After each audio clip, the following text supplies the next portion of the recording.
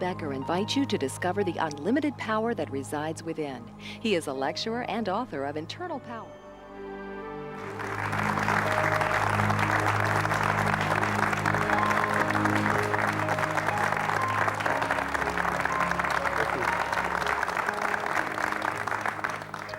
Several years ago, I found myself at a crossroads in life.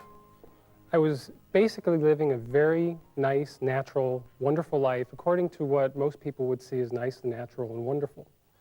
I had a good job, I had a career, things were moving along, going up that ladder, going to school, getting my degrees, doing all these wonderful so-called things. I had some friends, and all these experiences were just falling into place. And yet, I came to a kind of a juncture in my life because all of these outer experiences, all of these outer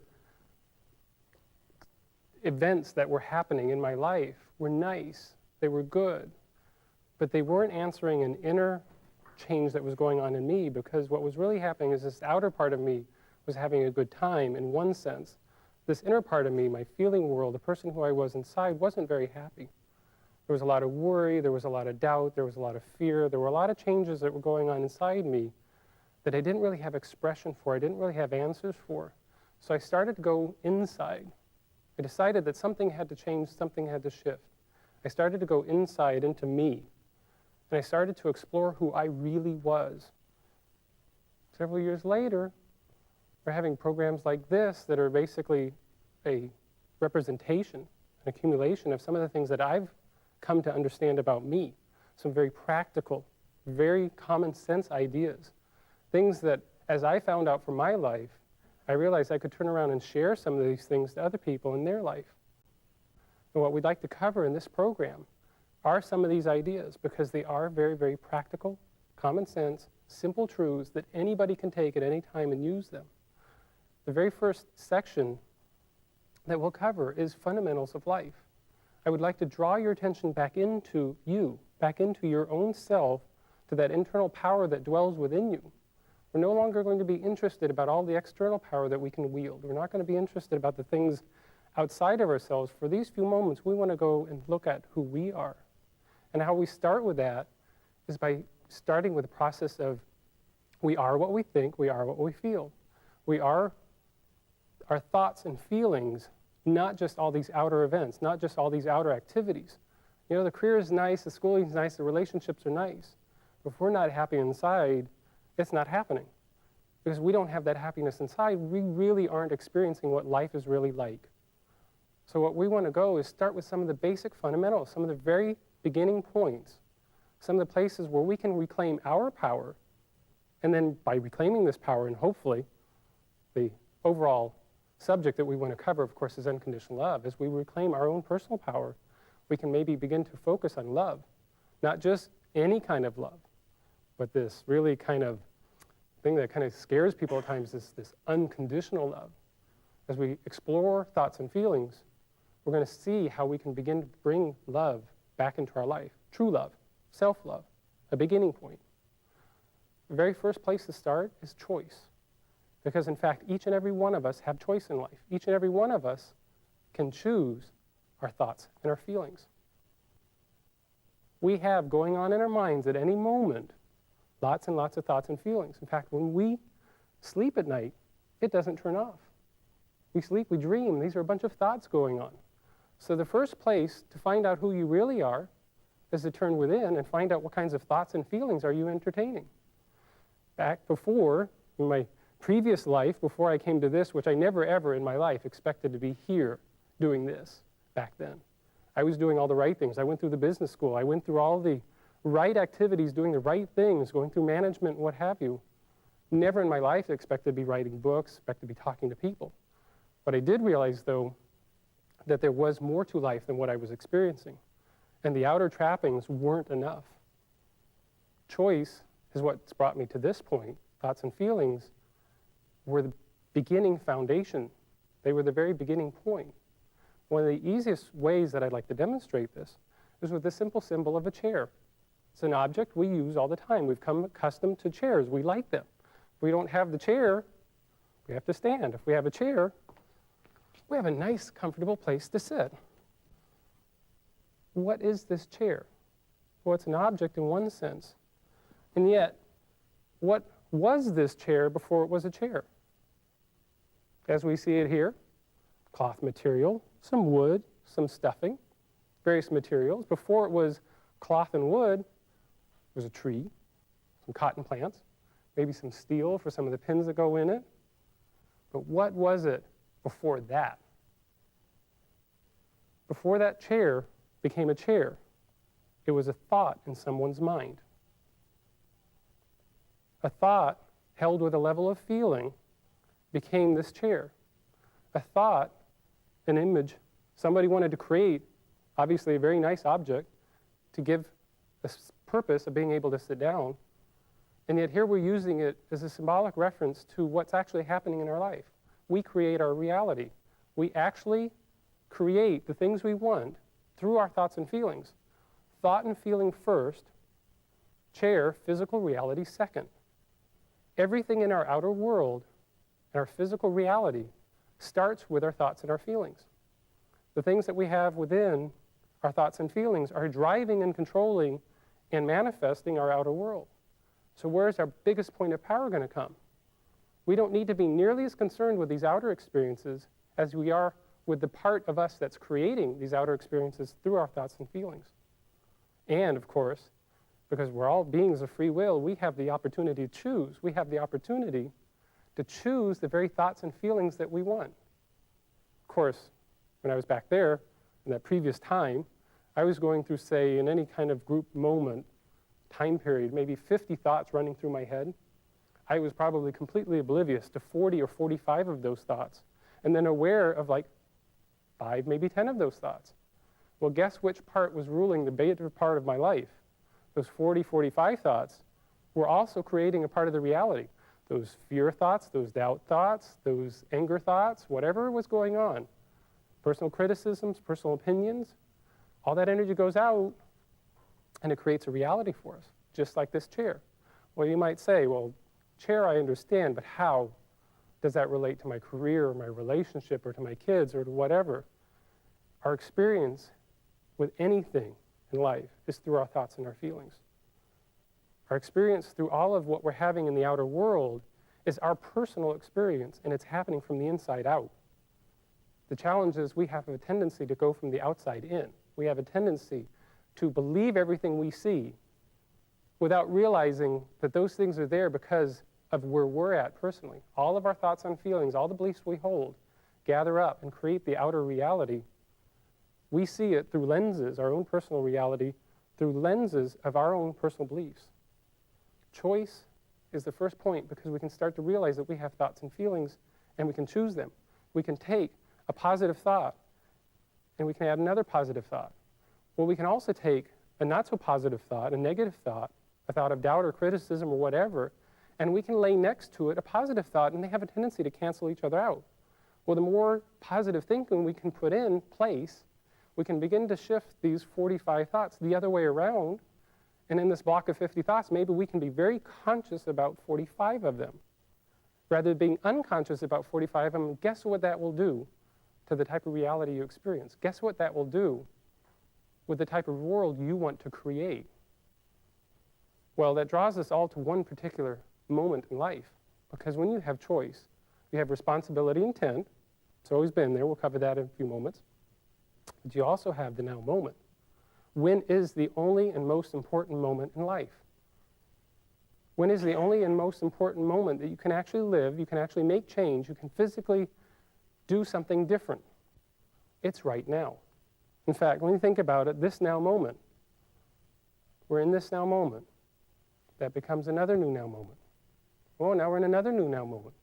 And another new now moment, and another new now moment. And life just keeps going on, doesn't it? Almost seems to want to get away from us. What happens when we're over here in this now moment, and we have, say, a not so positive thought, say a negative thought, a thought of hatred or angry in this particular moment, and we carry it into this next now moment. We've taken this angry thought and brought it into this now moment. Now we've taken this angry thought, and each now moment, until we do something about it, carries anger with us. And we just keep going on, creating more anger, or more fear, or more doubt.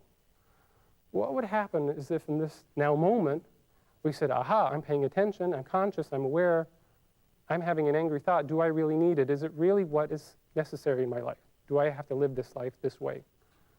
We say, well, let's change it to more positive. Let's change a negative thought, a personal criticism. Say maybe we're concerned about our weight or something. And we say, put ourselves down. Why not say, well, I'm a good person anyway? And already we've kind of shifted it and say, well, it's okay. I can be even a better person, or, I'm where I need to be and be really okay. Well, each time we do that, we're drawing ourselves forward into the future with greater and greater positive reality. We shifted back here so that by the time we come over here in our future, we're carrying now positive thinking rather than the old negative thinking. That's how we create change in life. Every moment, every now moment, every moment that you can be completely here and aware, pay attention to the thoughts and feelings, self-criticism, criticism towards others, opinions about self, opinions about others. All these negative thoughts, as we shift them and change them, which we are the ones that have to do it, and hence the responsibility, we have to know intent and understand our intent. Why? Why would we not want to change? In other words, if we can create a more positive future in our future, why would we not want to make change?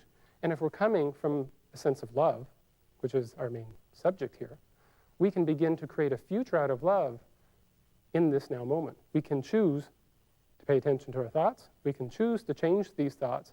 We can choose to create one moment to the next. Granted, sometimes those moments will come backward. We say, well, here we're doing such a good train of thought. We're real positive. Something comes into our world. That's part of the lessons in life. That's part of what ends up happening to us. That's part of what ends up being a teacher. It's what gives us strength.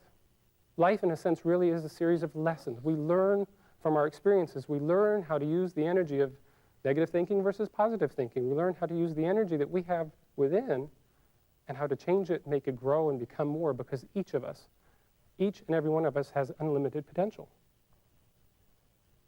Every one of us has the power, because all these qualities already reside within us. We have the power to be positive. We have the power to be negative. What happens if we cultivate the positive? What happens if we cultivate the love over the hate? And we change these thoughts around and become more of our own potential. Which brings us to the reason kind of why. Whatever I have within, I give out. Whatever I give out, I'm going to get back. It's the circle of life. Well, if I have anger in one moment and I give that out and I'm around somebody, it's very possible I'm going to touch somebody with that anger. And if I touch their anger, I'm going to get their anger back. And it just becomes a vicious cycle without changing itself. What happens, though, if I come from a point of love? I change, say, the anger from one moment to love the next. And then from that love point, I give out love. I'm going to generate more love with all the people around me. Because if I'm coming from a loving state, that's what I'm going to get back. Which means the first and foremost place we have to start is with ourselves. Unconditional love starts with self-love. We have to start doing these things because it's important to us. Not that we're trying to be a better person for somebody else, but because we're creating our reality. Why wouldn't we want to be a better person for ourselves? Because in fact, the moment we do that, we're going to be a better person for everybody around us. What we have within, we give out. What we give out, we get back. Practical, simple, common sense. Well, granted, back then, I didn't have a clue. I did what everybody told me to do, or what I thought everybody wanted me to do. I just followed along. I followed the scripts. I followed what everybody had an image of.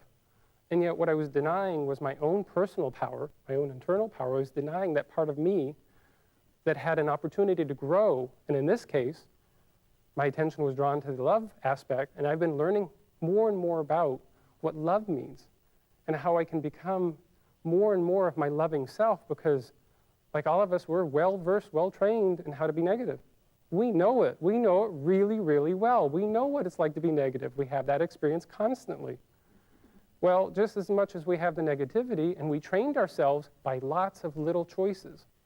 You have to understand, when some of the bigger traumatic events happen in our life, it's a lot of the little choices, the teeny tiny little thoughts and feelings that came and went, and we didn't pay attention to them, that snowball and build and snowball and build. And some of the bigger events that happen in our life seem to come out of nowhere. Well, they didn't.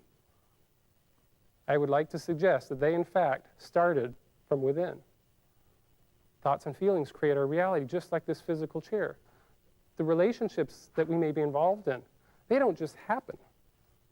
You have to be open to and looking for a particular type of friend or spouse or an experience in order for that to come about. It's not until, for example, I mean, if we're not very positive in our own world, we'll have a tendency to be negative. Negativity can breed more negativity. So what are we going to attract to ourselves? Probably more negative people, because positive people won't want to be around us. Well, let's flip that around. If we want more positive relationships and experiences in our life, it's not them that has to change. We do. We have to find out why we're carrying emotional baggage with us. Why are we carrying anger and resentment and criticism through all these now moments? It isn't important. If this is the now moment, and this is the most important moment you will ever have, because this is the moment I can consciously change my thoughts, this is the moment I can physically act on something, this is my point of power. This is the moment where I can make change. Then the past truly doesn't matter. And since I'm creating my future with my now, follow me here, my past, my now, my future. Whatever I'm carrying from my past into my now, I'm automatically making more my future unless I make change. And it's not necessarily physical change, because what we want to do is change the thoughts and feelings. If you want a different chair, you put in different thoughts and feelings. If you want a different experience in life, you change your thoughts and feelings. And then that means you have to become very aware of who you are as a person. Well, some of us kind of hide from that, because that doesn't always seem to be like, the most exciting thing, because we're so enraptured oftentimes with other people, what we think is an ideal symbol. Where our real power lies is in here, because we are that ideal symbol, because we have as much potential as anybody. We have as much potential to become anything we can become and want to become as much as the next person. And we have that power here through our thoughts and feelings, through the positive thinking, but through the responsibility and the intent that goes with it. Because if we aren't going to accept the responsibility, if we're not going to pay attention to what's our real intent, because sometimes we make these choices and we think we're doing good, and yet the intent really behind it is we're trying to accomplish something, we're trying to get read, or we're trying to get something more out of it than what we're really willing to admit. If we start paying attention to the responsibility, we start realizing, gosh, I'm really creating my reality. If I'm really creating my reality, what kind of reality do I want to have? Well, we always had the responsibility before, when we weren't paying attention to our thoughts. We were just as responsible then, which means what's ever going on in our life, we're as responsible for it now as we were then, as we will be. What we're wanting to do is begin to make this shift, these basic prospects, these basic fundamental underlying ideas, make this shift to where we can become a more positive person. And now we kind of see a framework as to why. Because if, in fact, if we are the ones in charge, we don't have to look for other people or other experiences. They will only be teachers. They will only be reflections in these lessons of life. They will only be examples of the better and lesser things that we want to become. As we become more aware of ourselves, we, of course, put more energy out. We start getting the very things we've wanted. We often die by all the material trappings. We try to look for the perfect relationship, the perfect car, the perfect career, and we find out that those things never bring us happiness. Why? Why don't those material expressions bring us happiness? Because we can't get anything out of something we don't have inside. What we give out, we get back, which means we have to have something within us. We have to have happiness inside us before anything in the outer world would give us happiness. So why not cultivate the one and most important person and activity in your life? Why not cultivate the true power? And then, of course, what we'll go on in the next segment, why not cultivate unconditional love? Because now that we're beginning to put our thoughts and feelings somewhere inside, why not begin to explore what unconditional love is? Because what is the one thing we all seek in this world? The number one thing on all the radio songs that we listen to all the things we see in movies, the relationships, all about love. We sing all kinds of ballads to this. Everybody seeks it, and yet few people are willing to actually address it long enough to find out what it is. We are what we think. The feelings in our life, which is a complement to the thoughts, they work kind of together, but it's our thoughts and feelings kind of in a nutshell that creates our physical reality, which means creates all of our experiences.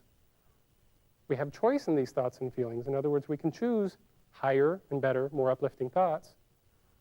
And we have the ability to give out what we have within, which means let's cultivate what we have within.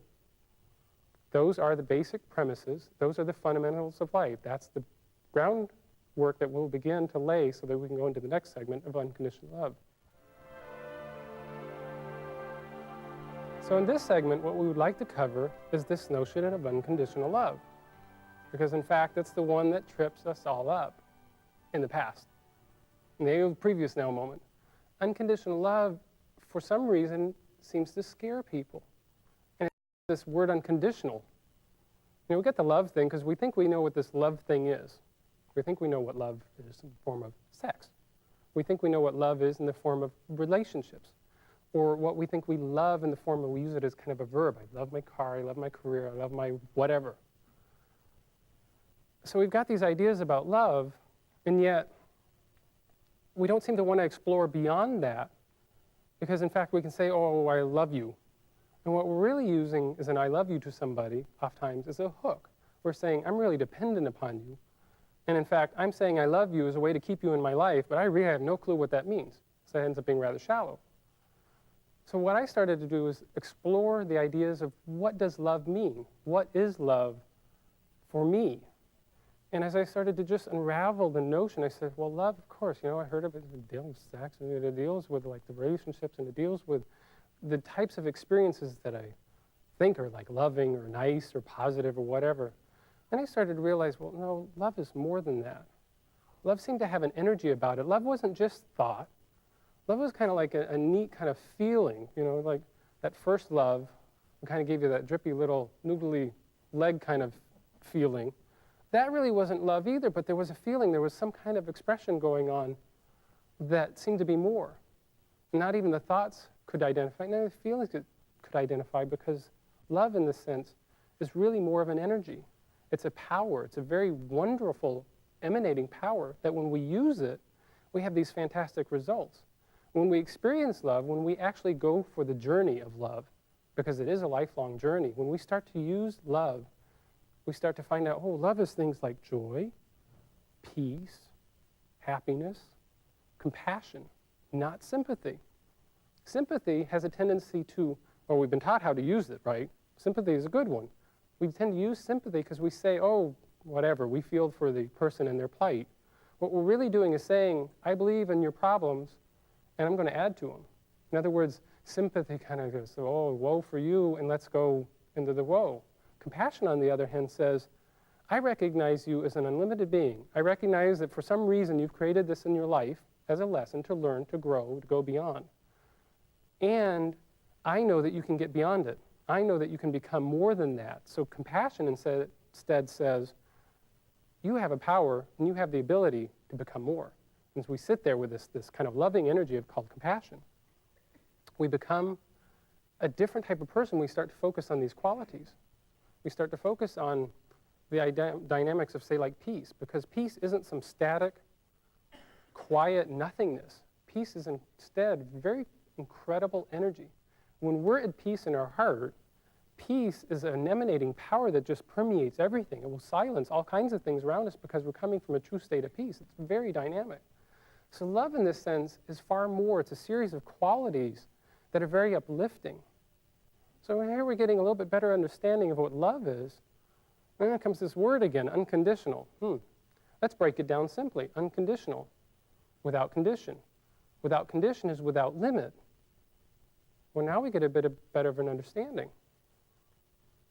Couple that with this idea of these qualities of love, all these various types of notions, positive notions about love, which is really another way of being, is it not? Love in that sense is a way of being.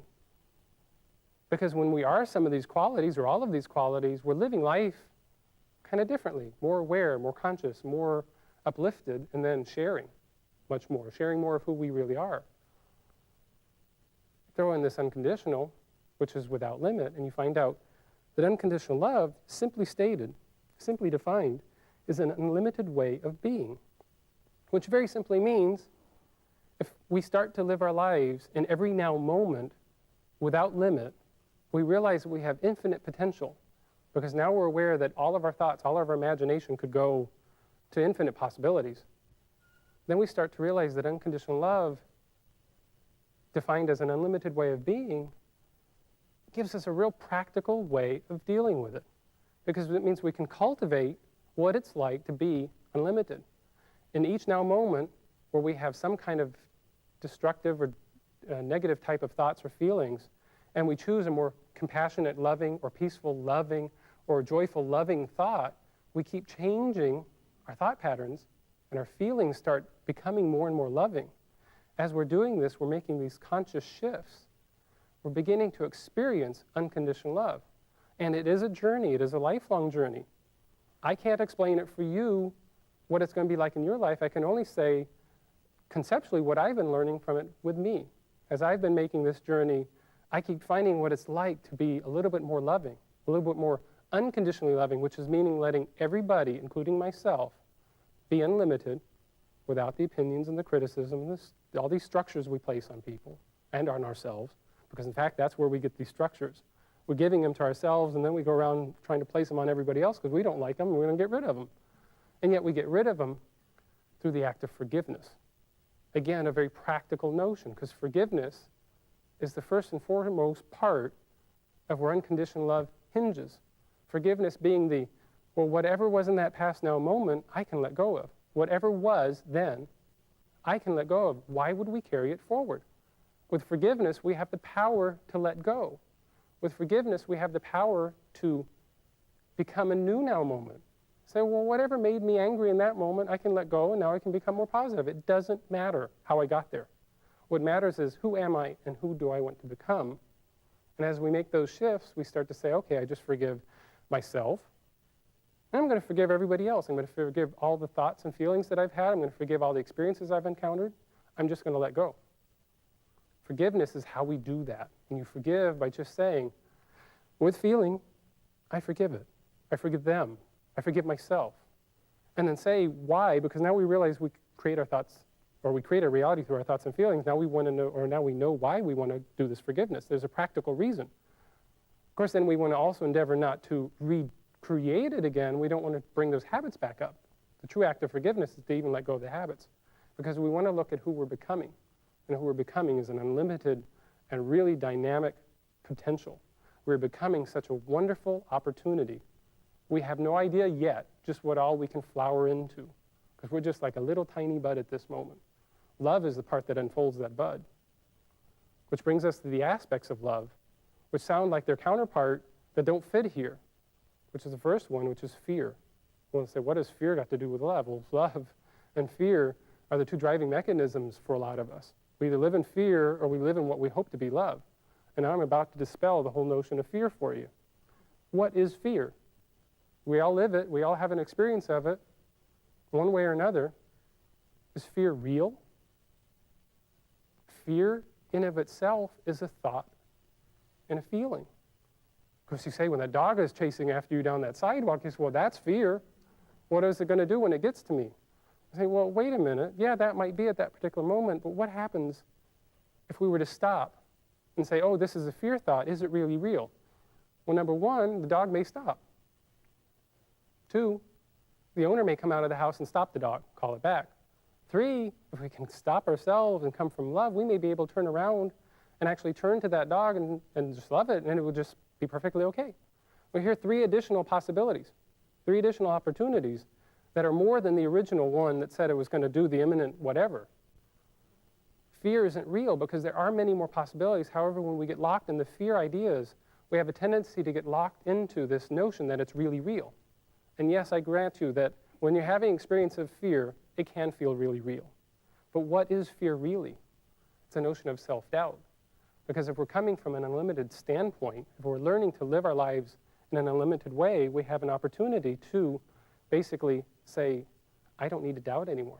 Therefore, I don't need to fear. I have the power to go and become more than who I am. I have the power, literally, in every now moment, to let go of the fears and doubts, to forgive them, release them, and become what I want to become. Who knows what potential we can muster up at a particular moment out of love.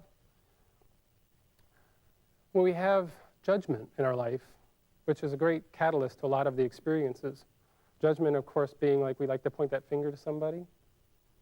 And how many fingers are pointing back?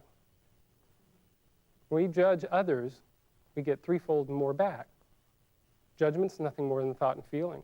In fact, it's really, judgment is a sense of separation. Separation in itself ends up causing fear. Back to that fear point. Fear, judgment, all opinions, they're all thoughts and feelings. They're not really real, except for the power we give them. Which brings us to detachment. Anybody here have grandma's china in their cupboard? Anybody here bring out grandma's china on Christmas and Easter and Thanksgiving? And yet what are we doing with the rest of the year? We're hiding it because we don't want anything to happen to it. The heirlooms that we keep passing along but not wanting to do anything because someday it's going to be worth a lot of money. The heirlooms that we're terrified to give up because of tradition. And yet that inner compelling voice might be saying, well, gosh, why don't you just pass it along? Why don't you use it? Why not get the experience? We are so attached to many of the material things out of fear that we don't know how to experience them out of love. What happens if we can use grandma's china every day because that's the experience? It doesn't matter whether they fall out of the cupboard once out of the 3 times of the year and break, or whether we're using them every day for a year and then something may happen to them. At least in one case, we have the opportunity to use them every day. Why hold on? Detachment works in our relationships in the same way. Why hold on to a relationship? We want everybody to be able to cultivate their unlimited potential. We have to cultivate ours first in order to understand why we want to give everybody else that same opportunity. What about guilt? Anybody here have guilt? Anybody here walk around with guilt? That little self-created tally board that says, oh, I did this wrong, I should have, could have, would have. And yet it is all in the past and nothing needs to happen. We're the ones that are keeping the guilt alive, which means if we're keeping the guilt alive or the worry alive about things that should happen or could have happened or would happen in our future, those are using up and robbing us of this now moment. And it's in this now moment that we have the power to make active change. Very practical, simple ideas. What about living and dying? Anybody here afraid of death? How many of us obsess in one way or another about when we're going to die and how we're going to get there and what's going to happen? What we're doing is we're not paying attention to the living, because if we're living now, we're not going to care. And as we know, through attachment, anything and everything can be gone in an instant. So why not be detached from people, places, and things and enjoy them for the moment, the only moment you have, and get the fullness, because that leads you closer to unconditional love. Why not have the idea of unlimited way of being as be the focus of your thoughts and feelings? So if you do that, and you're cultivating that within, which if you've started to notice this little theme, I keep coming back to self, which is where unconditional love becomes effective. Because we can't go around changing other people. We never could. Many of us have tried. Many of us probably still will try even after hearing this. And yet reality is that we can't change other people. However, we can change ourselves. We can begin to view ourselves. We can begin to forgive and release ourselves. We can begin to turn to ourselves. Love ourselves. What's there not to love? It does not matter what package you've come in. It does not matter what package you're in. Because what you think you see in that mirror, what you think you see from an expression, from the layers, isn't who you really are. Who you really are is the power to make change by living the unlimited potential that lies within you, by cultivating these qualities, by cultivating compassion and joy and harmony. Living life through harmony means living in harmony, literally.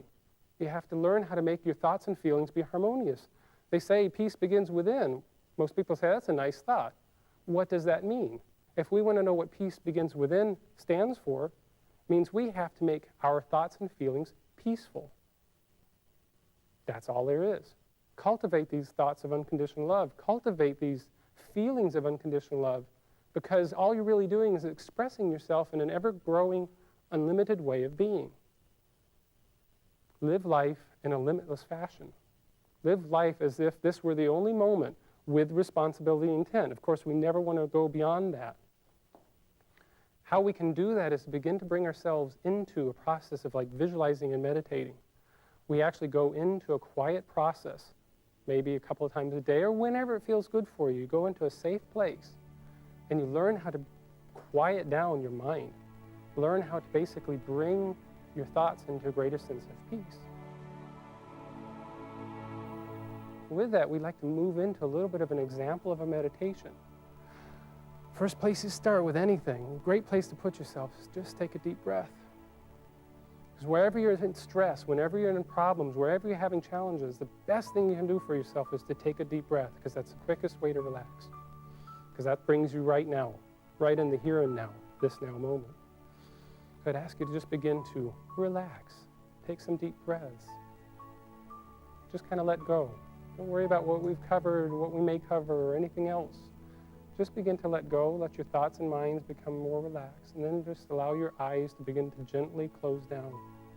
We're going to be taking you into a guided, safe place, a visualization that you can use as a technique anytime you want, as a way to get you a little bit closer to this notion of love.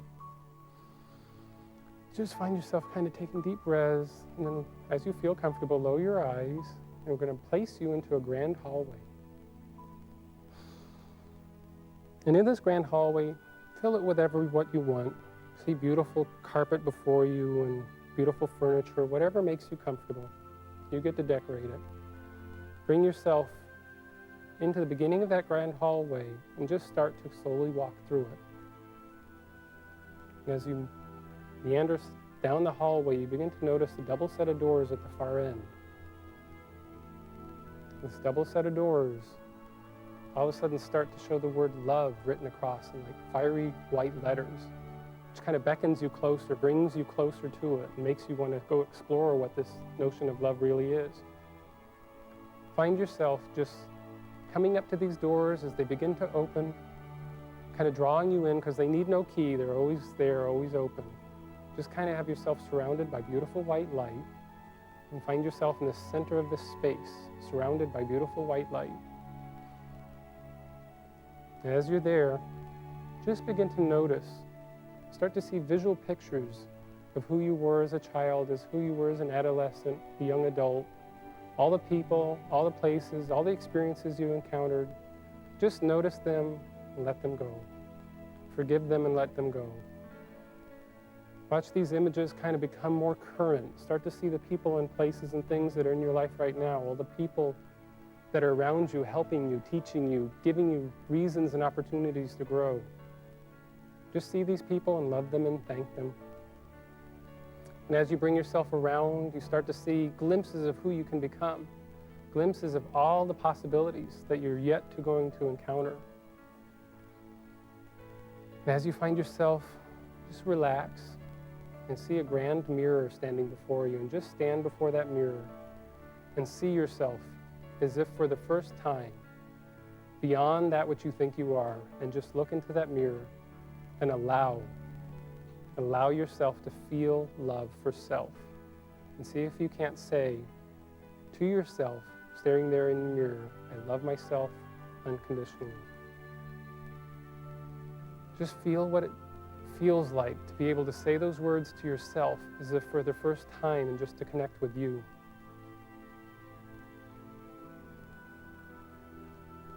And as you do that, you want to begin to bring yourself around, feeling this feeling of love. You just find yourself kind of coming back into the hallway, bringing the love, this unconditional love that you've experienced, bring that back in with you into the hallway.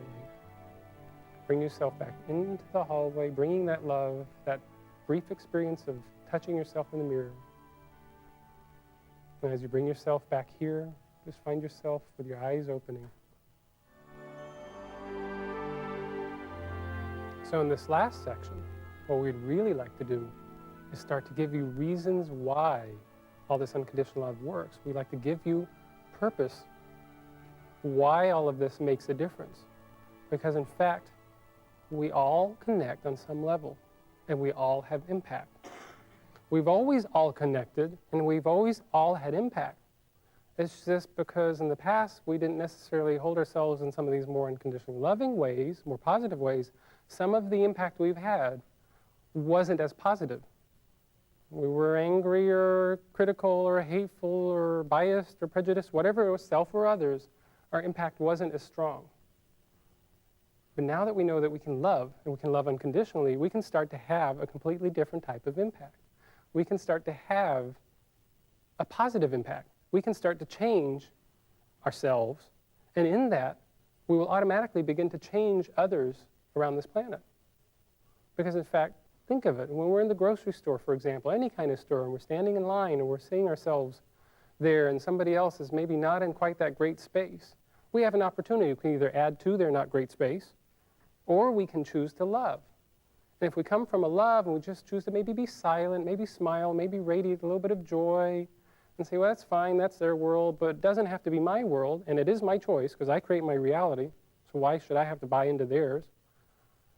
If we start to smile, if we start to have that inner feeling of love, maybe draw a smile out of them, and as we draw a smile out of them, they may go home and have impact on the person at home with a smile, and as they have impact at home with that smile, that person may go out to another store and then reach another person, and then that person may get on an airplane and fly to another country. And all the while, the same smile is being carried all the way. The smile that we generated is being carried to other parts of this planet. Think of the planet as more like a vivarium, not a terrarium. I had to look this one up. Terrarium is the thing we had in the 70s with the plants and stuff. A vivarium is like an enclosed, fully enclosed bubble. And think of it as if all the thoughts and feelings we have are kind of enclosed, which means everything that is there is balanced with a negative or positive way. And each time we choose to be more positive, we add to that positive side of the scale. Each time we end up being more negative, we add to that negative scale, which means we have the power because positives will always counteract the negative. They balance, they get rid of them. Positive thoughts, positive feelings always do that. As we make a more positive approach in our life, we start to change the very balance of that activity on this planet. Well, that's pretty powerful. That means little old us here, because a lot of us don't have a lot of self-worth. We don't have a lot of self-esteem. I didn't. I had some great images. I had a lot of things in the outer that made me feel powerful, wearing the right thing at the right time, doing the right thing at the right time. And yet the personal self-esteem, the personal self-worth really wasn't there. The self-confidence wasn't there because it was all outer. But as I started to change that, as I started to grow inwardly, started to cultivate, realized, like, why wouldn't I want to love? Because if I love that I'm giving out and I'm going to get love back, now I've all of a sudden answered the question. If I want to experience love in the world, then I have to be the one generating it, which means I have to love me, lock, stock, and barrel, right here, right now. I have to love all of me. That's that word again, unconditional. That's that word of being unlimited, unconditional love, an unlimited way of being. Yet it's so easy because, in fact, we've trained ourselves to be negative. We've trained ourselves to be the way we have become with all these little tiny choices.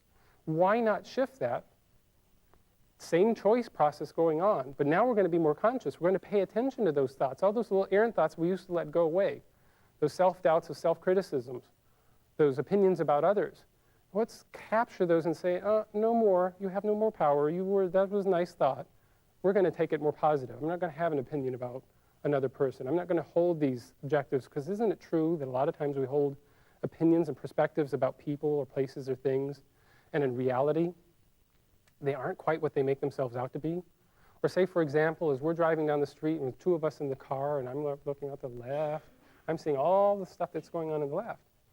Well, my passenger, who's right there next to me, may in fact be looking out to the right. And in looking out to the right, seeing a completely different view. Even if they looked in the same direction, our own personal accumulation of thoughts and beliefs and perspectives will draw our attention to different things. We are completely unique. And that's the beauty. That's what life is all about. That's what we're here for. Each of us has a unique perspective on life. And each of us has unlimited power within and unconditional love within. It's never been anywhere else. It's always been within us.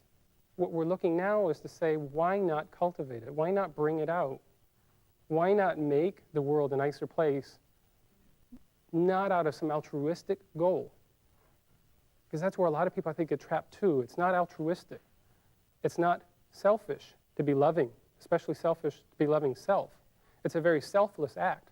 Because when in fact we are loving self, and we're talking about a little bit higher love, this is not an ego gratification love. We're talking about a more inspired love. Some of these qualities, when we're just loving ourselves by being harmonious or being peaceful, that type of love is very selfless because we're having impact with everybody around us. Which means, of course, This is another little piece that kind of challenges people, because we could live life as a struggle, right? Or we can live life as a challenge. A lot of people say life is hard and difficult. The moment we say that, we have to have a thought and a feeling first. Just like if I smile. I say, now smile, and what's happening? Thought and feeling first makes the smile. Thought and feeling first makes the physical object. Thought and feeling first creates the outer reality. Which means if we want to create a different reality, this is a big word that's called change. We have to be willing to change. We have to be willing to grow. We have to be willing to evolve. We have to be willing to become this unlimited potential that is within us. We have to be willing to see who we can become. When I started this process, previous to starting this process, I had no idea, not even a clue, no even distant dream of a possibility to be doing what I was doing. And yet, because I came from the business world, because I came from the management world, because I was in a reality that didn't fit well with me, because a lot of the managers and the people that were around me didn't necessarily embody nice, respectful, loving experiences. I didn't necessarily get it, and I was told not to necessarily give it. People were, classified. That didn't work for me, so it was not surprising that I wouldn't last very long. So I decided to go into more of like a business consulting frame, and yet before I could even bring that on, I thought, well, businesses are made up of people. Governments are made up of people. Communities are made up of people. Countries are made up of people. Where the changes are going to come from are from the people. From you and you and you. The changes are coming from the inside. That's how the wall came down in '89. It was the people within these countries that could no longer be limited in those ways. They had more to express than they were being allowed to express. We are unlimited creatures. We don't want to be limited. We want to share our love. We want to give.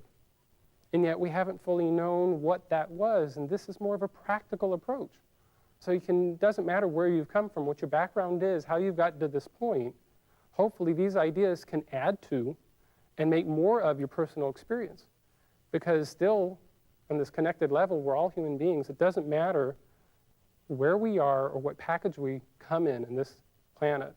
It matters not. We all have the same experience of breathing, hopefully. We wouldn't be here if we weren't.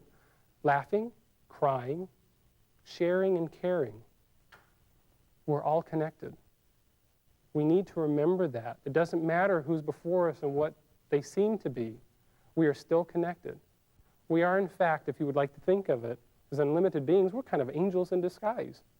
We're actually angels within ourselves because, of course, when we're dealing with unconditional love, that's one of the images that pops up. Angels have unconditional love. But how many people are willing to say, we personally have unconditional love? We have just as much potential to cultivate that love and become. We have just as much power to love unconditionally as so-called an angel. So in fact, what would happen if we start seeing the people around us as angels in disguise? That would change it, wouldn't it? We'd start seeing people very differently. We'd say, that opinion about what that person was wearing doesn't matter so much anymore. Or what that person just did doesn't matter so much. Because in fact, once we've had the experience, it's in our past anyway. Why not let go of it? Stay fresh. Look at everything as if life was a brand new beginning, because in fact, every moment of every day is a new beginning. It doesn't matter where you've come from. It doesn't matter what you've created that was not so nice in the past. It just doesn't matter. You may find other people tell you that it matters, but does that matter? Their scripts and their opinions really in this case shouldn't matter, because if you know who you are, if you know your truth, if you dare to dream good dreams, not sleepy dreams, daytime dreams, good, positive, powerful, loving dreams. In other words, the dreams of your potential. To do things that really bring you joy in your life and to put your joy back into the life, whether you're in a civic organization or whether you're in a political or public or private business, whatever it is, wherever you are, whatever you are doing, you can add love, self-love first, because that's your point of power. And then as you give that love out, no matter where you're at, no matter what job is before you, you can still come from a state of love. And when you do that, you will see magical transformations around your life. You will see things changing because you're changing. It's not a result or an effect. You're now the cause. You've always been the cause. I reiterate that because we have a tendency to blame. We have a tendency to be victims. We have a tendency to think that other people do things to us, where in reality, we're creating it on some level to teach ourselves. One of the finest examples is people will bring up is say, well, what about when I was at such and such intersection and so came from some side, I had no way of knowing that that was going to happen, say involves an accident or something. I would always say, though, what brought you to that intersection at that moment? All these little choices, we're the one that get up in the morning, we're the ones that get in the car, we're the ones that drive the direction we drive, the speed we drive. We can't get away from the fact that we create our reality. We can't get away from the fact that we have the power within us to create a different reality. That in fact, all these things that we blame and victimize other people or feel victimized or blamed to us, we're the ones doing the feeling. We can't be hurt or harmed. No one can hurt or harm us. We're just dispelling these myths all over the place. They'll tell you fear isn't real, and I'm telling you, you can't be a victim. Why would you want to be? Victim mentality is the feeling hurt or harmed, and yet it's us that's feeling that. And I understand. I'm compassionate to some of the challenges that we face every day. Very compassionate. I have heard the many and the awful things. Some really great stories, some really not so great stories.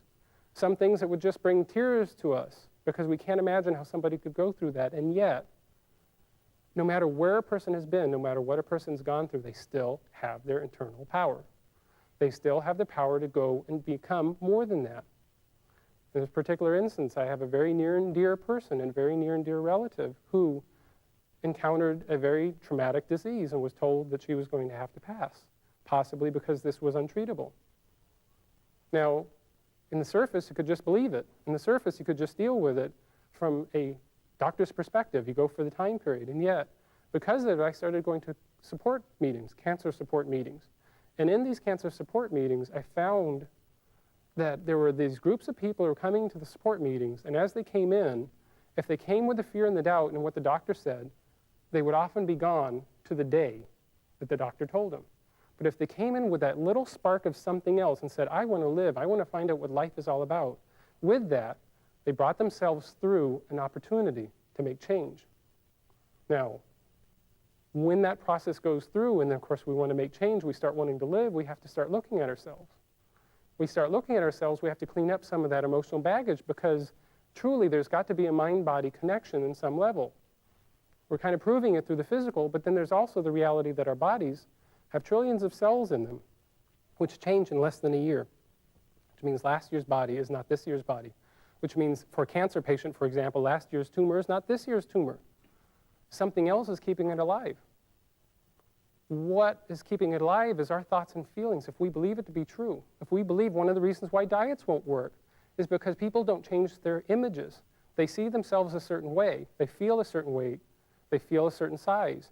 If they don't change the habit, if people don't change the thoughts and feelings, if they don't love themselves enough, it never really changes. The true successful examples make change in their thoughts and feelings first. They change their personal image.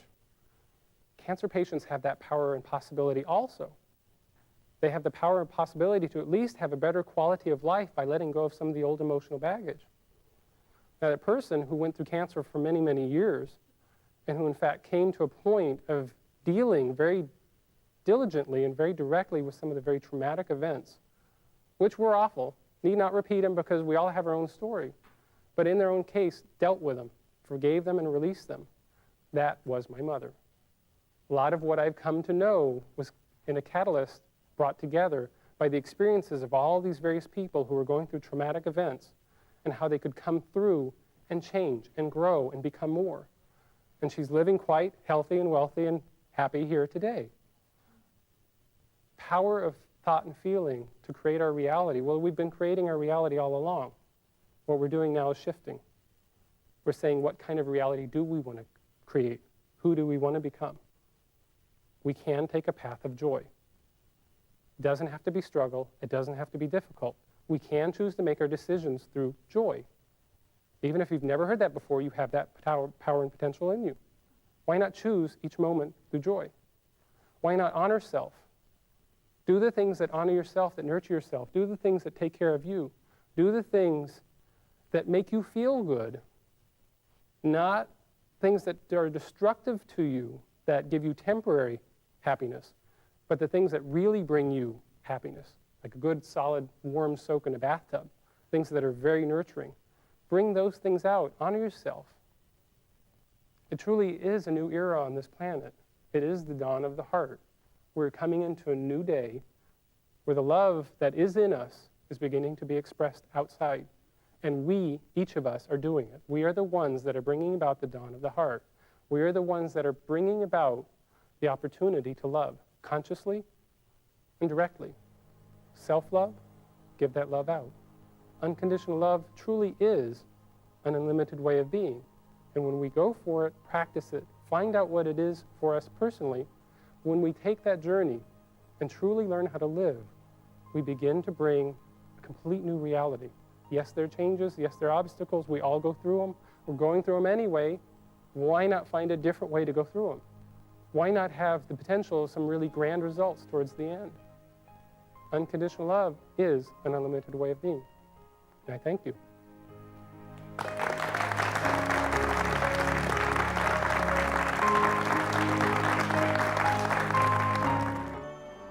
Let's just say that you and I are having a difference of opinion, and that I'm practicing or working in the direction of unconditional love, and I realize that in my now moment, this is going nowhere, and I try my best to stop the argument or the difference of opinion by not trying to involve myself in it, but you're still determined to make sure that I understand your point of view. What's to keep your now moment from affecting me and transferring over to me while I'm working my best effort to keep the unconditional love attitude? Practice, practice, practice. You will find over time that when you do practice it, when we truly let go, the arguments will cease. Because if we don't fuel it, there's no place for them to go. Now, we may walk away, or what may be even more interesting is they may walk away. Because if we don't fuel it, there's no energy. If we give into it, we add to it. A person doesn't like to really argue. We do enough arguing ourselves. But people that want to argue in the outer, they don't want to argue with themselves. They want to argue with other people. When you have an experience like that, to the best of our ability, if we can come from that love, something will shift. Because if we stop playing the game, if we stop playing the negativity game, there's no more players other than the other person. Yes, it sounds like meditating is a key point of your program. For those of us who have not meditated much in the past, would you have some tips for us to successfully integrate that into our lives? Definitely. Meditation was something that I heard a lot about early on in my own kind of like new unfolding. And I avoided it with a vehemence because it was just like it took time and I didn't know what I was doing. I didn't connect very well. It's come to a point now where I really can't do well and function without meditating twice a day. It doesn't take long. Sometimes 10 minutes, usually 20 minutes, on a good day 45 minutes, 10 or 20 in the morning, 10 or 20 at night, sometimes 40, whatever it works. The biggest key is to be in a space where you really won't be interrupted. That helps tremendously. You just don't want the thought of the phone ringing or a child running through or somebody opening up the door. If you can create a space where that doesn't happen, then you can go into a space where the biggest part you want to do is relax and breathe. And focus more on that, because there are many, many meditation techniques, and you can seek out whatever you would like. What's worked for me is to focus on basically nothing, except for, say, the breath. Because when we're breathing, we're in the here and now. It's full focus of power. We're physical. We're paying attention to the breath.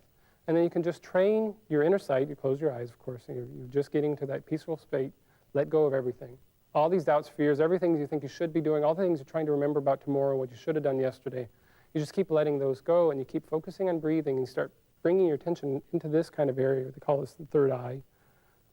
It's a way of just kind of centering. It's a place to put your attention. Because what we're trying to do is quiet the mental mind.